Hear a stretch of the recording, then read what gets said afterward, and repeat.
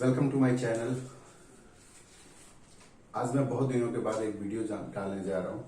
8 मार्च को एक नई नोटिफिकेशन आई है जीएसटी की, जिसमें ई इनवॉइस से रिलेटेड कुछ बातें कही गई हैं।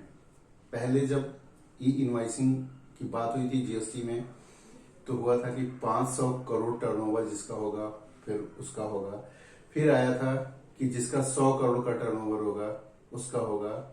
और उसके बाद अभी 8 मार्च को उसी नोटिफिकेशन में अमेंडमेंट करके एक नई नोटिफिकेशन लाई गई है, और उसमें 50 करोड़ भी जिसका टर्नओवर हो गया है उसके ऊपर भी ई इनवॉइसिंग लागू होगी। अब मैं आपको थोड़ा सा इसके बारे में बताऊंगा। जो पहली बार मेरा चैनल देख रहे हैं वो जरूर लाइक और सब्सक्राइब करें, और अगर मेरा चैनल पसंद आता है, अगर आपको लगता है कि अच्छा मैटर मैं दिखा रहा हूं, तो आप इसको जरूर शेयर करें। आइए अब हम बात करते हैं थोड़ा सा जीएसटी से रिलेटेड और ई इनवॉइसिंग से रिलेटेड। सबसे पहले जब ई इनवॉइसिंग की बात हुई थी,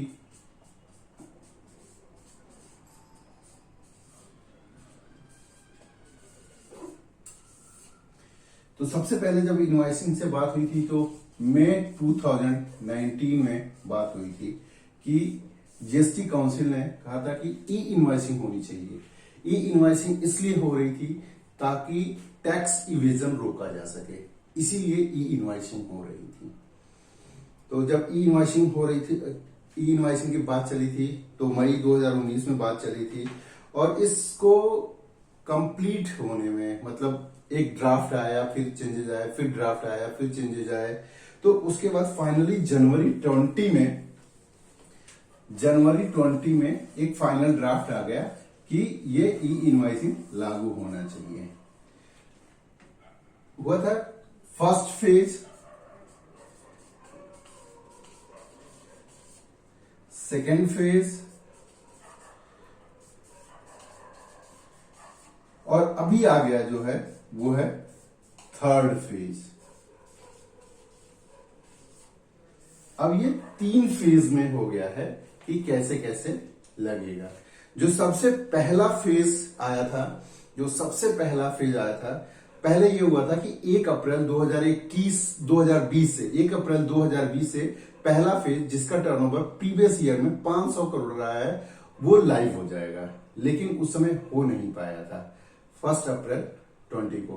उसके बाद जब ये लागू हुआ था, तब ये लागू हुआ था पहला फेज, जो सबसे पहले लागू हुआ था वो हुआ था, जो पहला फेज था उसका टर्नओवर था 500 करोड़। जिसका 500 करोड़ से टर्नओवर प्रीवियस ईयर में रहा हो, उससे ज्यादा रहा हो, उसका लाभ उसके ऊपर एप्लीकेबल हो गया। और ये 1 अक्टूबर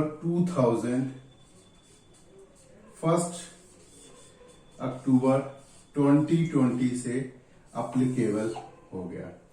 ई इनवॉइसिंग इनके ऊपर एप्लीकेबल हो गया। दूसरा फेज आया। दूसरे फेज में यह हुआ था कि जिसका टर्नओवर 100 करोड़ से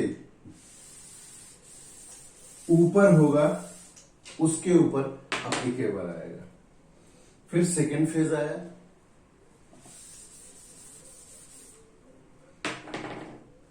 जो सेकेंड फेज आया उसका जिसका टर्नओवर मोर देन 100 CR था उसके ऊपर एप्लीकेबल हो गया, और वो एप्लीकेबल हुआ 1 जनवरी 21 से। 1 जनवरी 21 से उसके ऊपर हो गया जिसका टर्नओवर मोर देन 100 करोड़ था। अब जो अभी 8 मार्च को नोटिफिकेशन में अमेंडमेंट हुई है उसके ऊपर एप्लीकेबल हो गया, जो कि थर्ड फेज है। अब अगर हम बात करें थर्ड फेज की,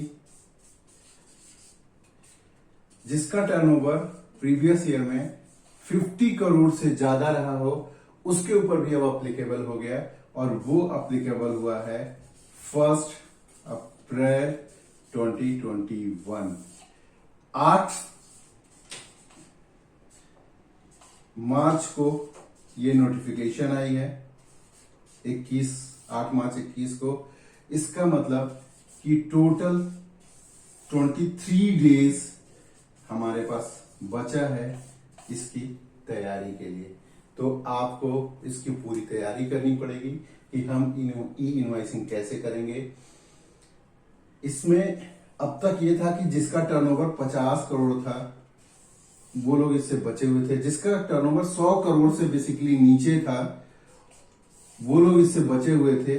बट अब ये प्रॉब्लम्स हो गई हैं उनके लिए, जो छोटे व्यापारी हैं, जो छोटे बिजनेसमैन हैं, जिसका टर्नओवर 100 करोड़ से नीचे हैं, उनके लिए अब ये प्रॉब्लम हो गई है, क्योंकि उनको अच्छे से अकाउंटेंट रखना होगा, वेल क्वालिफाइड रखना होगा, बहुत सारी चीजें इसमें ध्यान देना होगा, क्योंकि इसमें गलती करने के चांसेस बिल्कुल नहीं होंगे आपके पास। इसके साथ साथ किसके ऊपर एप्लीकेबल नहीं होगा, ये ई इनवॉइसिंग किसके किसके ऊपर एप्लीकेबल नहीं होगा। पहला, इंश्योरर पर एप्लीकेबल नहीं होगा, मतलब कि बेसिकली जो इंश्योरर हैं, जो लोग इंश्योरेंस करते हैं, उनके ऊपर ये एप्लीकेबल नहीं होगा। दूसरे पे, बैंकिंग कंपनी, उनके ऊपर ये एप्लीकेबल नहीं होगा। जो फाइनेंशियल इंस्टीट्यूशन है बेसिकली, उनके ऊपर भी एप्लीकेबल नहीं होगा, including NBFC, non banking financial, उनके ऊपर भी ये एप्लीकेबल नहीं होगा। GTA के ऊपर एप्लीकेबल नहीं होगा। जो तीसरा है वो GTA के ऊपर बिल्कुल एप्लीकेबल नहीं होगा। गुड्स ट्रांसपोर्ट एजेंसी, उनके ऊपर ये एप्लीकेबल नहीं होगा। चौथा है जो पैसेंजर ट्रांसपोर्टेशन होगा, जो पैसेंजर ट्रांसपोर्टेशन होगा, उनके ऊपर भी ये एप्लीकेबल नहीं होगा। सेज में जो यूनिट होंगे, स्पेशल इकोनॉमिक जोन में जो यूनिट होंगे, उनके ऊपर भी एप्लीकेबल नहीं होगा। बेसिकली ये वो लोग हैं जिसके ऊपर एप्लीकेबल नहीं है ई इनवॉइसिंग। तो बेसिकली जो लोग सेज में हैं उनके ऊपर भी ये एप्लीकेबल नहीं होगा।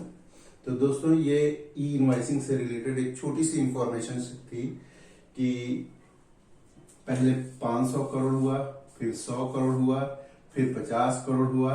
ये 3 फेज में आप देख सकते हैं कि ये 3 फेज में एप्लीकेबल हो गया।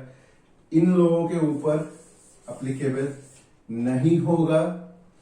लास्ट डेट है 1 अप्रैल 2021। तो 50 करोड़ से ऊपर जितनी भी टर्नओवर है सबके ऊपर एप्लीकेबल हो गया। तो ये इनवॉइसिंग से रिलेटेड एक छोटी सी जानकारी थी।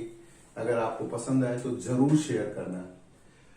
और नेक्स्ट वीडियो में मैं ले आऊंगा कि ई इनवॉइसिंग का पूरा प्रोसीजर कैसे होता है, कैसे बायर, कैसे सेलर, उसको एक सेलर उसको कैसे जनरेट करता है, उसको बायर कैसे एक्सेप्ट करता है। ये पूरी डिटेल में आपको नेक्स्ट वीडियो में जरूर बताऊंगा। Thank you friends.